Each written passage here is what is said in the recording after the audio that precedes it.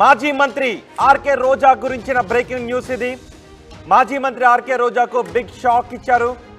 రోజాపై CID విచారణకు ప్రభుత్వం ఆదేశించింది.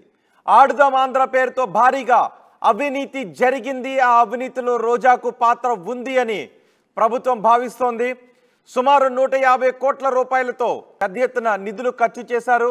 ఈ నిధుల ఖర్చులో పెద్ద ఎత్తున దుర్వినియోగం జరిగింది అనే ఫిర్యాదులు వచ్చాయి. నాసి రకం కిట్లు కొనుగోలు చేశారనే ఆరోపణలు కూడా వచ్చాయి. పోటీలు జరుగుతున్న టైంలోనే బ్యాట్లు విరిగిపోయాయని చెబుతున్నారు. అప్పుడే క్రీడల మంత్రి రోజాతో పాటు ఏపీ ఒలింపిక్ అసోసియేషన్ అధ్యక్షుడిగా ధర్మాన కృష్ణదాస్ ఉన్నారు. ధర్మాన కృష్ణదాస్ పై కూడా సిఐడి విచారణ జరుగుతోందని చెబుతున్నారు. టెండర్ల ప్రక్రియ ఎలా జరిగింది, వర్క్ ఆర్డర్ ఇచ్చిన క్రీడా పరికరాలు ఎన్ని, రాష్ట్రానికి వచ్చినవెన్ని, ప్లేయర్లకు ఇచ్చినవెన్ని, క్రీడా పరికరాల నాణ్యత సంగతి ఏంటి అనే దానిపై సమగ్ర విచారణ జరుగుతోంది.